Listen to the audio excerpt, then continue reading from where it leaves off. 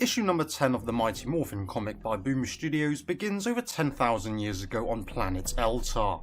Right off the bat, Zophram doesn't see eye to eye with the Elders on the war against Dark Spectre. We next see a villain kill 2 Guardians, and we then see him poison the 3rd. At least I think that's what's happening. There was virtually no introduction into this, so the action just came out of the blue. Eltarians being drawn so similarly doesn't help either.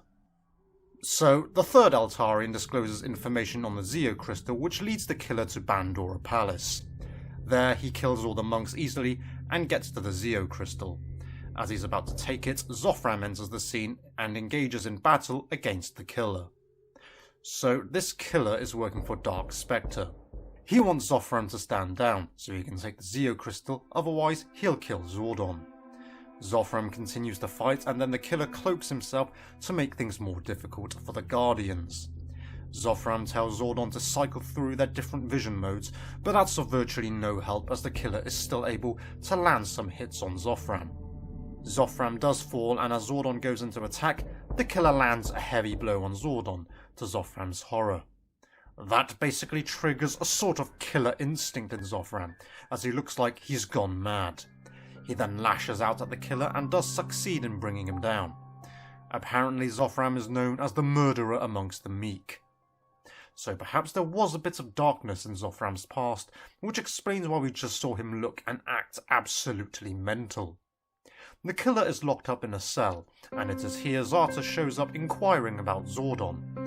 Zophram asks where Zartus was, and he replies by saying he was deploying the scanning pylons near the outer rim, as Zophram ordered. Luckily Zordon isn't dead. Zordon awakens and tells Zophram that he must use the Zeo Crystal before Dark Spectre does. Zophram assures Zordon he will do what must be done. So he speaks with the Elders. Zophram wants to take the Zeo Crystal aboard his ship, and the Elders say no. They don't want the Zeo Crystal at Eltar. Again, this triggers Zophram into suddenly becoming a maniac. He argues loudly with the Elders, and then they engage in a shouting battle. So it seems that Eltarians aren't always level-headed and all that wise. With Zophram being rejected, he goes back to the palace where the caretakers block his path to the Zeo Crystal. One of them removes the tape around the arms to show the exposed flesh. Zophram thinks nothing of it and proceeds to the Zeo Crystal. Zartus then leaves Zophram alone to the crystal, but he watches in the shadows.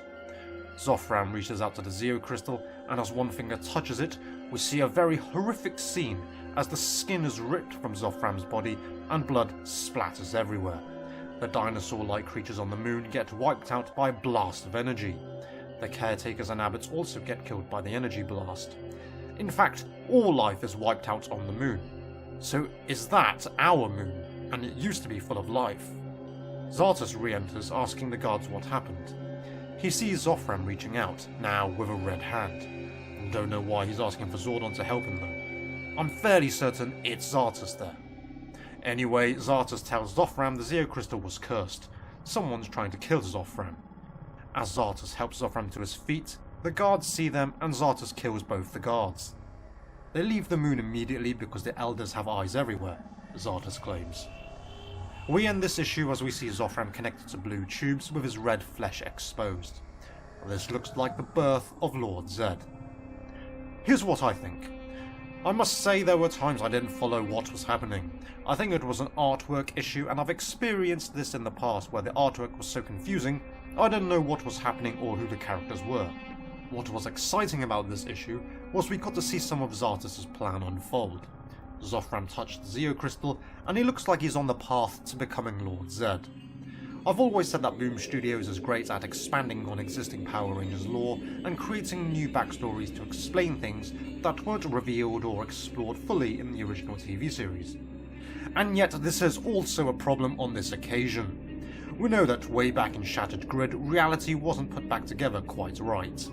We can assume that a divergence in time was created when Tommy was brought back to life.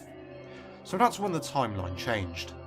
We also know from the Shattered Grid that the Future Ranger team's adventures mirror that of their TV counterparts, suggesting that the TV series events do apply to the comic book's timeline, albeit many years into the future from the comics' perspective. So then, Power Rangers in Space finale showed Zordon's death purifying the evil forces. Lord Zedd was shown as a human being, as if he's from Earth. This means Boom Studios has either retconned Lord Zedd by making him Eltarian, or maybe Zordon's energy from his death simply just turned Zedd into a human being, as if he was from Earth. Or maybe Zedd was returned to being an Eltarian, but was in human form, like Candace and Zelia. It's an interesting twist, but it does raise a few questions.